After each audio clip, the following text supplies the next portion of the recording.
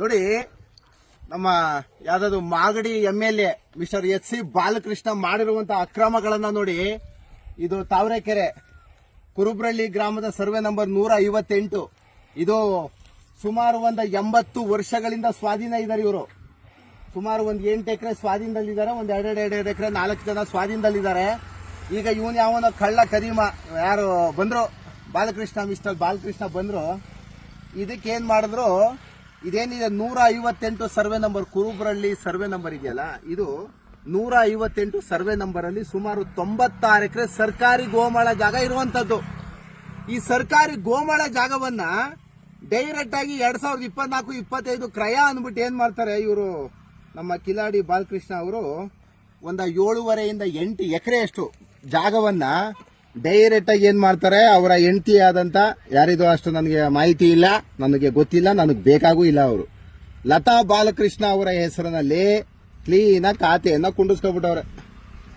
ಹಿಂಗೆ ತಗೋತೀನಿ ನೋಡಿ, ಲತಾ ಬಾಲಕೃಷ್ಣ ಅವರ ಹೆಸರಿನಲ್ಲಿ 233, 234, 235, 236 ಅಂತ ಕೋಡಿ ಮಾಡಿ ಅವ್ರ ಹೆಸರಲ್ಲಿ ಲತಾ ಬಾಲಕೃಷ್ಣ ಅನ್ನೋದನ್ನ ಇದನ್ನ ಕೂರಿಸ್ಕೊಬಿಟ್ಟವ್ರು, ಸರ್ವೆ ನಂಬರ್ನ ಕೂರಿಸ್ಕೊಬಿಟ್ರು. ಇದು ಸುಮಾರು 80 ವರ್ಷಗಳಿಂದ ಸ್ವಾಧೀನದಲ್ಲಿದ್ದಾರೆ ಇವರು.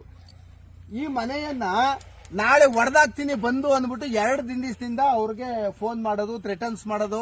ಮಾಮೂಲಿ ಚೇಳಗಳು ಇರ್ತಾರಲ್ಲ, ಬಾಲಕೃಷ್ಣ ಅಂದ್ರೇನೆ ರೌಡಿಸಮ್ ಮಾತು, ಒಂಥರ ಗುಂಡಾಗಿರಿ ಮಾತು. ಅವ್ರ ಚೇಳಗಳೆಲ್ಲ ಮಾಮೂಲಿ ಗೊತ್ತಲ್ಲ, ಸ್ವಲ್ಪ ಅಧಿಕಾರದಲ್ಲಿದ್ದಾರೆ, ಹಣ ಇದೆ ಅಂದ್ರೆ ಆಟೋಮೆಟಿಕಲಿ ಎಲ್ಲಾ ರಾಜಕೀಯದವರು, ಎಲ್ಲಾ ಗೂಂಡಾಗಿರಿಗಳು ಬಂದೇ ಬರ್ತಾರೆ. ನೋಡಿ, ಇವರು ಸುಮಾರು ವರ್ಷಗಳಿಂದ ಮನೆ ಕಟ್ಕೊಂಡಿದ್ದಾರೆ. ಈ ಮನೆಯನ್ನ ನಾಳೆ ಡೆಮಾಲಿಷ್ ಮಾಡಕ್ ಬರ್ತಾರಂತೆ. ಕೋರ್ಟ್ ಆರ್ಡರ್ ಇಲ್ದಾನೆ, ಎವಿಕ್ಷನ್ ಸೂಟ್ ಇಲ್ದಲೆ ಏನಾರು ಬಂದಿದೆ ಏನಾರು ಮಾಡಿದ್ರೆ ಮಾತ್ರ ಬಾಲಕೃಷ್ಣ ಅವ್ರಿಗೆ ಸರಿ ಬರಲ್ಲ. ಇದು ಭಗವಂತ ಒಳ್ಳೆ ಪೊಸಿಷನ್ ಅಲ್ಲಿ ಇಟ್ಟಿದೆ. ಏನ್ರಿ ಆಗಿರೋದು ನಿಮ್ಗೆ ಬರಬಾರ್ದು, ಬಡವ್ರ ಜಾಗಗಳೇ ಬೇಕೇನ್ರಿ? 8 ಎಕರೆ ಇದು ಕುರುಬ್ರಳ್ಳಿ ಸರ್ವೆ ನಂಬರ್ ಅಂದ್ರೆ ನಾಳೆ ಖಾಲಿ ಮಾಡ್ಬಿಟ್ಟು ಮನೇನ 7 ಲಕ್ಷ ಭಿಕ್ಷೆ ಕೊಡ್ತೀನಿ. ಏನ್ ಭಿಕ್ಷೆ ಕೊಡಕ್ ನಿಮ್ಮ ಅಪ್ಪನ ಜಾಗನ ಅಥವಾ ಯಾರ ಮನೆದು ಜಾಗ ಇದು? 70-80 ವರ್ಷದಿಂದ 75-76ರಿಂದ ಕ್ಲೀನ್ ಆಗಿ ಫಾರಂ ನಂಬರ್ 50-53 ಅಪ್ಲಿಕೇಶನ್ ಹಾಕೊಂಡಿದ್ದಾರೆ DC ಆಫೀಸಲ್ಲಿ. ಸುಮಾರು 70-80 ವರ್ಷಗಳಿಂದ ನಾವು ಸ್ವಾಧೀನದಲ್ಲಿದ್ದೀವಿ, ನಮ್ಮ ಹೆಸರಿಗೆ ಖಾತೆ ಬದಲಾವಣೆ ಮಾಡಿ ಅಂತ DC ನಲ್ಲಿ ಅಪ್ಲಿಕೇಶನ್ ಹಾಕೋತೀವಿ. ಯಾರು ಸರ್ಕಾರಿ ಗೋಮಾಳ ಜಾಗಗಳು ಇರ್ತಾರೆ, ಸುಮಾರು ಇದ್ರಲ್ಲೂ ಸಹ 158 ಸರ್ವೆ ನಂಬರ್ ಸುಮಾರು 96 ಎಕರೆ ಜಾಗ ಇದೆ. ಇದರಲ್ಲೂ ಒಂದು 10-11 ಜನಕ್ಕೆ 3 ಎಕರೆ 20 ಕುಂಟೆ, 1 ಎಕರೆ 20 ಕುಂಟೆ ಮಾನ್ಯ DC ಅವರು ಅವ್ರಿಗೆ ಖಾತೆಯನ್ನ ಮಾಡಿಕೊಟ್ಟಿದ್ದಾರೆ. ಏನು ಅಪ್ಲಿಕೇಶನ್ ಹಾಕೊಂಡಿರ್ತಾರೆ, ಸುಮಾರು 50-60 ವರ್ಷದಿಂದ ಪೊಸಿಷನ್ ಇದ್ದಾರೆ, ಮಾಡಿಕೊಟ್ಟಿದ್ದಾರೆ. ಈಗ ಅದ್ಯಾವುದೋ ಪಾಪ ಪಕ್ಕದಲ್ಲಿ ಒಂದು ಅಜ್ಜಿ, ಇದ್ಯಾವುದೋ ಅಜ್ಜಿ ಮನೆ ಕಟ್ಕೊಂಡಿದ್ದಂತೆ ಏಕಾಏಕಿ ಹೊಡೆದಾಕ್ತಾರಂತೆ. ಯಾರು MLA ಆದ ಮಾತ್ರಕ್ಕೆ ಏನ್ ಬೇಕಾದ್ರೂ ಮಾಡ್ಬೋದೇನ್ರಿ? ಮಿಸ್ಟರ್ ಬಾಲಕೃಷ್ಣ ಅವರೇ, ನಿಮ್ ಅಧಿಕಾರ ಅಂತಸ್ತು ಇತ್ತು ಅಂದ್ರೆ ಸಾರ್ವಜನಿಕರ ಮೇಲೆ ದರ್ಪ ತೋರ್ಸಕ್ಕಲ್ಲ. ನಿಮ್ಗೆ ಅಧಿಕಾರ ದೌಲತ್ ಇತ್ತು ಅಂದ್ರೆ ನಿಮ್ ಮನೆಯಲ್ಲಿ ಇಟ್ಕೊಳ್ಳಿ ಆಯ್ತು. ನಿಮ್ ಅಧಿಕಾರ ದೌಲತ್ನ ಕೇಳೋದು ಯಾರು? ಇನ್ನು ಬಂದ್ಬಿಟ್ಟು ಬಡವ್ರ ಜಾಗವನ್ನ ಇದು ನೋಡಿ, ಇದೊಂದು 60-70 ವರ್ಷದಿಂದ ಪೊಸಿಷನ್ ಅಲ್ಲಿ ಇರುವಂತದ್ದು. ನೀವ್ ಏಕಾಏಕಿ ಬಂದ್ಬಿಟ್ಟು ಆ ಅಮ್ಮಂಗೆ ಪಾಪ 4 ರೆಕಾರ್ಡ್ಸ್ ಕಾಲೆಲ್ಲ ಇದೆ, ನನಗೆ ವಿತ್ ಡಾಕ್ಯುಮೆಂಟ್ಸ್ ಇದೆ. ಈಗ 2024-25 ಅಂತ ಕ್ರಯ ಮಾಡ್ಕೊಂಡಿದ್ದೀರಲ್ವಾ, ಮಾಡ್ಕೊಟ್ಟು ಒಂದ್ ಯಾರು ನಿಮ್ಗೆ? ಇವ್ರ ಅಪ್ಲಿಕೇಶನ್ ಫಾರಂ ನಂಬರ್ 50-53 ಅಪ್ಲಿಕೇಶನ್ ಹಾಕೊಂಡ್ರೆ ಫಾರಂ DC ಆಫೀಸಲ್ಲಿ ಇನ್ನೂ ಪೆಂಡಿಂಗ್ ಅಲ್ಲಿ ಇದೆ. ಕರ್ನಾಟಕದ ಜನತೆ ಕ್ಲೀನ್ ಆಗಿ ಎಲ್ಲ ಅಧಿಕಾರಿಗಳು AC DC ಯಾವನ್ AC ಬೂಟಲ್ ಹೊಡಿಬೇಕು ಅವ್ರಿಗೆ ಮಾಡ್ಕೊಟ್ಟಂತ ಲೋಫರ್ಗೆ. ಇವ್ರು ಹಾಕಿರೋ ಅಪ್ಲಿಕೇಶನ್ DC ಆಫೀಸಲ್ಲಿ ಇನ್ನೂ ಪೆಂಡಿಂಗ್ ಅಲ್ಲಿ ಇದೆ.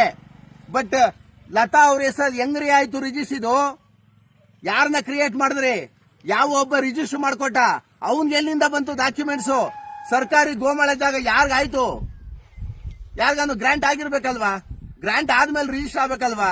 ಇದು 2008-9 ಸಾಲಲ್ಲಿ ನಮ್ಮ DC ಅವರು ಇದು ಮಾಡಿರೋದು. ಮಿನಿಮಮ್ 15 ವರ್ಷ 20 ವರ್ಷ ಕಂಡೀಷನ್ಸ್ ಇರುತ್ತೆ, ಕಂಡೀಷನ್ ವೈಲೇಷನ್ ಆಗ್ತದೆ. ಇನ್ನು ಇದೇ ಆಗಿಲ್ಲ. ಇವರೇ ಇನ್ನು ಪಾಪ ಅಪ್ಲಿಕೇಶನ್ ಕೊಟ್ಬಿಟ್ಟು ಪೆಂಡಿಂಗ್ ಅಲ್ಲಿ ಇದೆ. ಇನ್ನು ಇವ್ರಿಗೆ ಸಾಗುವಳಿ ಚೀಟಿನೇ ಬಂದಿಲ್ಲ. ಇನ್ನು ಬಂದಿಲ್ಲದೆ ಇರೋ ಅಪ್ಲಿಕೇಶನ್ಗೆ ಡೂಪ್ಲಿಕೇಟ್ ಡಾಕ್ಯುಮೆಂಟ್ಸ್ ಕಿತ್ಕೊಂಡು ಮಾಡ್ಕೊಂಡು ನೀನ್ ಹೆಂಗಯ್ಯ ಮಾಡ್ಕೊಂಡ್ರೆ ಹೆಂಗ್ ಸಾಧ್ಯ ಇದು? ಇಡೀ ರೆವಿನ್ಯೂ ಡಿಪಾರ್ಟ್ಮೆಂಟ್ ಬಾಯಿ ಮೇಲೆ ಬೆಲೆಲಿಟ್ಕೊಂಡು ನೋಡ್ಬೇಕಾದಂತ ಡಾಕ್ಯುಮೆಂಟ್ಸ್ ಇದು. ಮಿಸ್ಟರ್ ಬಾಲಕೃಷ್ಣ ಅವ್ರಿಗೆ, ಅಧಿಕಾರದಲ್ಲಿರೋರಿಗೆ, ದುಡ್ಡಿರೋರಿಗೆ ಈ ತರ ಡೂಪ್ಲಿಕೇಟ್ ಡಾಕ್ಯುಮೆಂಟ್ಸ್ ಗಳನ್ನ ಕ್ರಿಯೇಟ್ ಮಾಡೋದು ತುಂಬಾ ಈಸಿ. ಮಾಡ್ಕೋತಾರೆ. ಯಾರ ಮನೆ ಹೆಂಗಾನು ಹಾಳು ಬಿದ್ದೋಗಿ ಆಲೆ ಅಜ್ಜಿ ಮನೆ ಹೊಡೆದಾಕವ್ರಂತೆ. ಏನ್ ಎವಿಕ್ಷನ್ ಸೂಟ್ ಬೇಡ, ಡೆಮಾಲಿಷನ್ ಆರ್ಡರ್ ಬೇಡ, DC ಆರ್ಡರ್ಗಳು ಬೇಡ, ನಿಮ್ಗೆ ಯಾರ್ದು ಬೇಕಾಗಿಲ್ಲ. ಯಾಕೆಂದ್ರೆ ದೌಲತ್ ಇರ್ತದಲ್ಲ, ಅಧಿಕಾರದ ದೌರ್ಜನ್ಯ ಇರ್ತದಲ್ಲ ನಿಮ್ಗೆ. ಯಾರು ಬೇಕಾದ್ರೂ ಯಾರ ಮನೆ ಹೆಂಗ್ ಬೇಕಾದ್ರೂ ಹಾಳು ಮಾಡ್ಬಿಡ್ತೀರ ಅಲ್ವಾ ನೀವು? ಈ ಮನೆ, ಈ ವಿಡಿಯೋನೇ ಸಾಕ್ಷಿ ಇಡೀ ಕರ್ನಾಟಕದ ಜನತೆಗೆ, ಮಾನ್ಯ ನ್ಯಾಯಾಲಯಕ್ಕೆ, ಮಾನ್ಯ ಎಸಿಗೆ, ಡಿಸಿಗೆ ಈ ಮನೆನೇ ಸಾಕ್ಷಿ. ಇವತ್ತು ಈಗ ಮಾಡ್ತಿರುವಂತ ಈ ವಿಡಿಯೋನೇ ಸಾಕ್ಷಿ. ಈ ಮನೆ ಇಲ್ಲಿ ಇದೆ. ಇದನ್ನೇನಾರು ನಾಳೆ ಬಂದು ಏನೋ ಧ್ವಂಸ ಮಾಡ್ತೀನಿ ಅಂತ ಬಂದು ಡೆಮಾಲಿಷನ್ ಮಾಡಬೇಕು. ನೀವು ಕೀ ಕೊಟ್ಕೋಬೇಕು. ಎಲ್ಲ ರೆಕಾರ್ಡ್ಸ್ ಇದೆ ನಿಮ್ಮ ಕಡೆ. ನಿಮ್ಮ ಚೇಳಗಳು ಮಾತಾಡಿರುವಂತ ಎಲ್ಲ ರೆಕಾರ್ಡ್ಸ್ ಇದೆ ನನ್ನ ಹತ್ರ. ಒಬ್ಬೊಬ್ಬನು ಜೈಲು ಕಳಿಸ್ಬಿಡ್ತೀನಿ ನಿಮ್ನ. ನೀವು ಅಧಿಕಾರದಲ್ಲಿದ್ರೆ ಸಾರ್ವಜನಿಕರಿಗೆ ಒಳ್ಳೇದಾಗ್ಲಿ ಅಂತ ಅಧಿಕಾರ ಕೊಟ್ಟು ಕೂಡ್ಸಿರೋದು ಮಾಡಿ ಜನತೆ ನಿಮ್ಗೆ. ಇಲ್ಲಿ ಯಾವ್ದೋ ಕುರುಬ್ರಲ್ಲಿ ಬಂದ್ಬಿಟ್ಟು ಒಂದ್ 2 ಎಕರೆ ಲೂಟಿ ಮಾಡ್ಕೊಂಡು ಒಂದ್ 50 ಕೋಟಿ 100 ಕೋಟಿ ದುಡ್ಡು ಮಾಡ್ಕೊಳಕಲ್ಲ ಸರ್ಕಾರ ನಿಮ್ಗೆ ಅಧಿಕಾರ ಕೊಟ್ಟು ಕೂಡ್ಸಿರುವಂತದ್ದು. ಬಾಲಕೃಷ್ಣ ಅವರೇ, ನಾಳೆ ಈ ಜಾಗಕ್ಕೆ ಬರೋದಾಗ್ಲಿ, ಮತ್ತೆ ಡೂಪ್ಲಿಕೇಟ್ ಬರೋದು, ಇನ್ನೇನು JCB ತಗೊಬರೋದು, ಡೆಮಾಲಿಷ್ ಮಾಡಿಸೋದು, ಕರೆಂಟ್ ಕಿತ್ತಾಕ್ಸೋದು, ಇವೆಲ್ಲ ಭಾರಿ ಇದಾಗ್ತದೆ. ನಿಮ್ಮಲ್ಲಿ ಕಾನೂನುಬದ್ಧವಾಗಿತ್ತು ಅಂದ್ರೆ ನಾಳೆ ಅಪ್ಲಿಕೇಶನ್ ಹಾಕ್ಸಿದೀನಿ. ನಿನ್ನೆ ನೀವು ಹೇಳಿರೋದು, ನಿನ್ನೆ ಅವ್ರು ನನ್ನ ಹತ್ರ ಬಂದಿದ್ದಾರೆ. ಎಲ್ಲ ಅಪ್ಲಿಕೇಶನ್ ನೀವೇನು ತಹಶೀಲ್ದಾರ್ ಕೋರ್ಟಲ್ಲಿ ಎಸಿನಲ್ಲಿ RRT ಹಾಕೊಂಡಿದ್ದೀರಾ, ಎಲ್ಲಾ ಡಾಕ್ಯುಮೆಂಟ್ಸ್ ಕಾಪಿ ಅಪ್ಲಿಕೇಶನ್ ಹಾಕ್ಸಿದೀನಿ. ಬೆಳಗ್ಗೆ ನನ್ನ ಕೈ ಸಿಗುತ್ತೆ. ನಿಮ್ದೇನೇ ಇದ್ರು ಕಾನೂನುಬದ್ಧವಾಗಿ ಎವಿಕ್ಷನ್ ಸೂಟ್ ಹಾಕಬೇಕು, ಖಾಲಿ ಮಾಡ್ಸೋ ಡೆಮಾಲಿಷನ್ ಆರ್ಡರ್ ತಗೊಂಡ್ಬರ್ಬೇಕು. ಆಮೇಲೆ ನೀವೇನಾರು ಮಾಡ್ಕೊಳ್ಳಿ. ನಿಮ್ದೆಲ್ಲಾ ತೆಗೆದಿದ್ದೀನಿ. ಈಗ ನಿಮ್ಮೆಲ್ಲ ತಾಳೆ ಬುಡ ಎಲ್ಲ ತೆಗಿತೀನಿ ನಾನು. ಬೀದಿಗೆ ತಂದು ನಿಲ್ಸೋಣ ನಾಳೆ ಸೀದಾ ಇದೇ ಡಾಕ್ಯುಮೆಂಟ್ಸ್. ನಾಳೆ ಡಾಕ್ಯುಮೆಂಟ್ಸ್ ಕೈ ಸಿಕ್ಕಕ್ಕೆ ಸೀದಾ ರೆವಿನ್ಯೂ ಚೀಫ್ ಸೆಕ್ರೆಟರಿ ವಿಧಾನಸೌಧದಲ್ಲಿ ನಾನು ಇರ್ತೀನಿ. ನಿಮ್ದೇನಿದ್ರು ಉತ್ತರ ಅಲ್ಲಿ ಕೊಡ್ ಬನ್ನಿ. ಬಡ ಜನರ ಮೇಲೆ ದೌರ್ಜನ್ಯ ಎಲ್ಲ ಮಾಡೋದು ದಯಮಾಡಿ ಈ ಜಾಗದಾಸೆನ ದಯಮಾಡಿ ಬಿಟ್ಬಿಡ್ರಿ. ನೋಡಿ ಅವರು ಕ್ಲೈಂಟ್ ಮಾತಾಡ್ತಾರೆ ನೋಡಿ. ನಮಗೆ ಮನೆ ಬಿಡಿ ಅಂತ 12 ದಿವಸದಿಂದ ನಮಗೆ ತುಂಬ ಹಿಂಸೆ ಕೊಡ್ತಾವ್ರೆ ಸರ್. ಅದು ನೆನ್ನೆ ಮನೆ ಹತ್ರ ಹೋಗಿದ್ರು ನಮ್ಮ ಜಾಗದಲ್ಲಿ ಹೆಂಗ್ ಮನೆ ಕಟ್ಟಿದ್ರ, ನಮ್ಮ ಮನೆ ಅದು, ಬಿಟ್ಟು ಹೋಯ್ತಾ ಇರಬೇಕು ನೀವು, 2 ದಿನ ಟೈಮ್ ಕೊಟ್ಟಿರೋದು ನಾನು ಅಂತ ಹೇಳಿದ್ರು ಸರ್. ಲಾಯರ್ಗೆ ಬೆಳಗ್ಗಿಂದ ಫೋನ್ ಮಾಡ್ತಿದ್ದಾಗ ಸರ್, ಮನೆ ಹುಡುಕ್ತಗ ಇವತ್ತು ಸಾಯಂಕಾಲ ನಮ್ಗೇನೇ ಇದ್ರು ಅಪ್ಡೇಟ್ ಕೊಡಬೇಕು, ಇಲ್ಲ ಅಂದ್ರೆ ಮನೆ ಖಾಲಿ ಮಾಡಿಸ್ತೀವಿ, ಒಡ್ಸಾಕ್ತೀವಿ ಅಂತ ಬೆದರಿಕೆ ಆಗ್ತಿದ್ದಾಗ ಸರ್.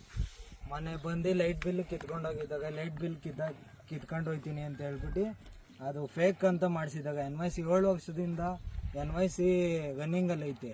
ಇವಾಗ ಬಂದು ಫೇಕ್ ಅಂತ ಹೇಳ್ತಿದ್ದಾಗ ಸರ್ ನಮಗೇನು ನ್ಯಾಯ ಕೊಡಿಸ್ಕೊಡಿ ಸರ್. ನಮ್ಗೆ ಎತ್ತೂ ಗತಿ ಇಲ್ಲ. ಇರೋದು ಇದೊಂದು ಜಾಗ, ಅದು ನಮ್ಮ ತಾಯಿಯವ್ರದ್ದು. ಕಟ್ಕೊಂಡಿರೋದಕ್ಕೆ ಎಲ್ಲಾರ್ಗೂ ಹಿಂಸೆ ಕೂತದೆ ಸರ್. ನಮ್ಗಿದೊಂದು ಮನೆ ಬಿಟ್ರೆ ಸಾಕು, ನಮ್ಮ ಜಮೀನು ಬಿಟ್ರೆ.